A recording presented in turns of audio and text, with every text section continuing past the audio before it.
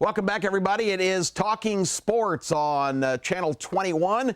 Saturday morning, the gates are open at Birmingham Greyhound Racing. Get on out there for a great day of action. The Greyhounds will be running at 2 o'clock today and 7:15 tonight, and all kinds of great horse racing, and I'm going to tell you about some of those big events a little bit later in the show. Kip with the legend, if you're just joining us, we just were SEC commissioner for a day. That's hard work. I'm sweating. You can send the check to my attention. Anyway, you think Greg Sankey will share some of that salary? I doubt it. Yeah, probably not. Probably not. But I know he's watching, and I know he's getting these great ideas. He's scribbling madly here. This costs money, Greg. All right, we started a segment last week, and we're going to continue it this week because we're getting close to the season, and it's going to be great here. In 2 more weeks, we're kicking it off. But it's time for another segment of Shut Your Mouth!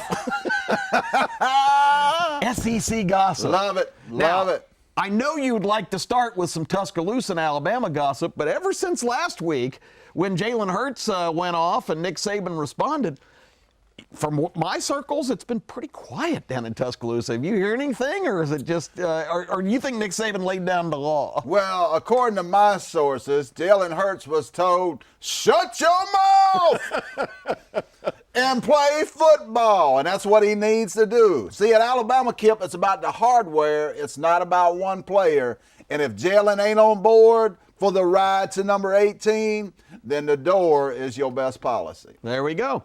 All right, but there is plenty of other gossip around the league. Yes. One of those will carry over from last week. Remember when I told you, don't tell anybody, but at LSU, the Cookie Monster had a press conference last Wednesday. Yeah. And the Cookie Monster said, hey, this ain't a 2-quarterback race. We got 4 good quarterbacks here. and give me a cookie.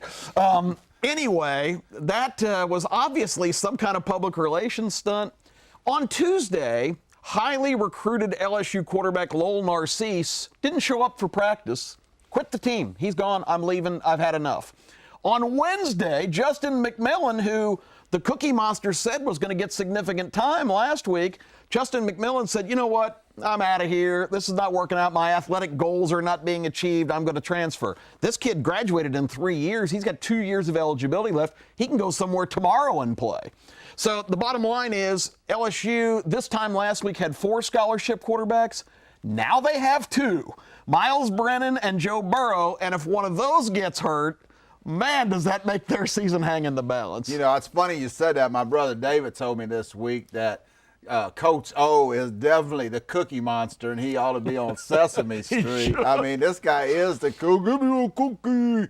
I just want you to know, Cookie Monster, I can throw, dude. Sign me up. I got a year of eligibility left. I'll come down there and help you out, LSU, because you need help. It's like the Bermuda Triangle down there, and you got the Wizard of Oz down there trying to do it all, and Coach O, he just can't do it. So, I mean, let's just look at the scenario.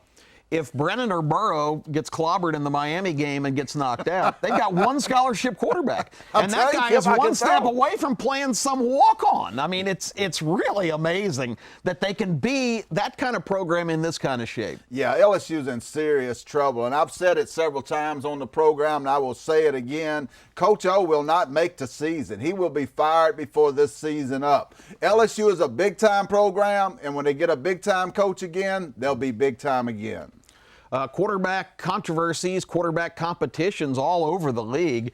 At Florida, Dan Mullen, who's never been a multi-quarterback guy, has Felipe Franks, who played most of the year last year. He's the prototype, big, strong, has a great arm, but he's not completing, he's not accurate. He's just kind of erratic. Then they've got Kyle Trask, who's just a really good X's and O quarterback, not spectacular, but a great game manager. He was a redshirt freshman.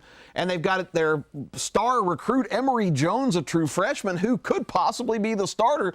But we're 2 weeks out, and Florida has no idea who they're going to play at quarterback. Yeah, I heard a rumor this week Franks threw an 80-yard bomb and knocked a cheerleader out on the sideline.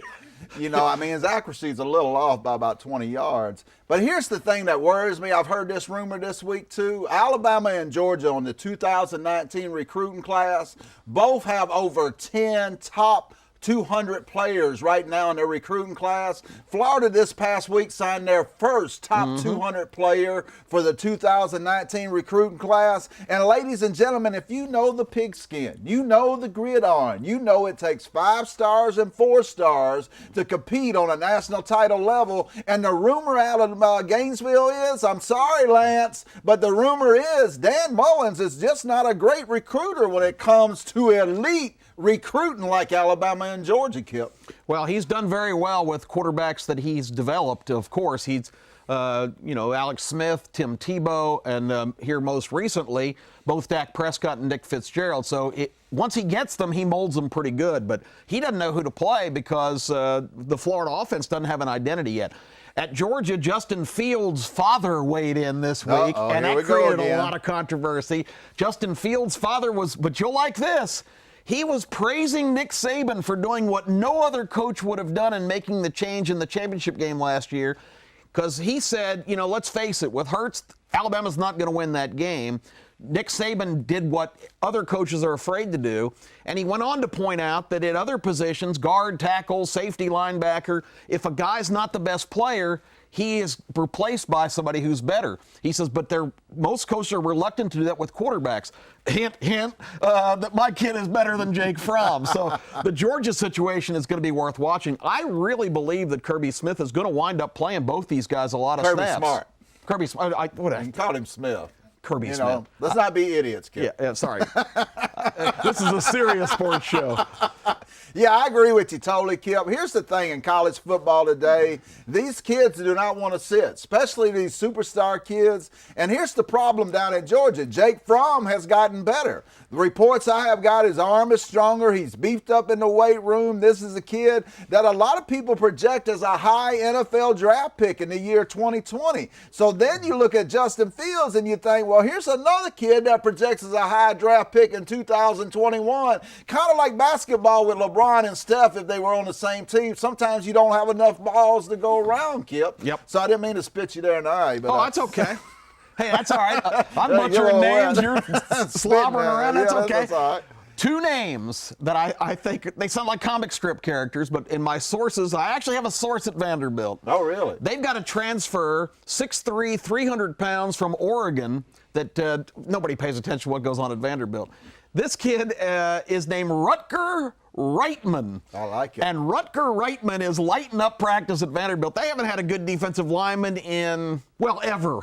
And so remember that name, Rutger Reitman. And at Auburn, most of the attention, of course, is on returning running backs. But they've got a true freshman named Sean Shivers that's lighting up their camp. So Rutger Reitman and Sean Shivers sound like superheroes in comic books, but that's a couple of names to remember going into the season. Yeah, and here's the thing about Auburn. When you're talking about a true freshman running back, that's a problem, Auburn. That's really a problem. But he's a speedball. I mean, you can look great in practice too. You know what I'm saying? Yep. I played with a guy in high school. He was great in practice, but when they turned the lights on, he hit under the bench. Yeah, so, that's not good. There are great reports about this kid coming out, and Auburn needs a running back. Seriously needs a running back. They do. So that's a little SEC gossip for you. Whet your appetite. We're just 2 weeks away. When we come back, some big events, one of them today at the track. I'll tell you about those and a whole lot more, so stay with us here on Talkin' Sports.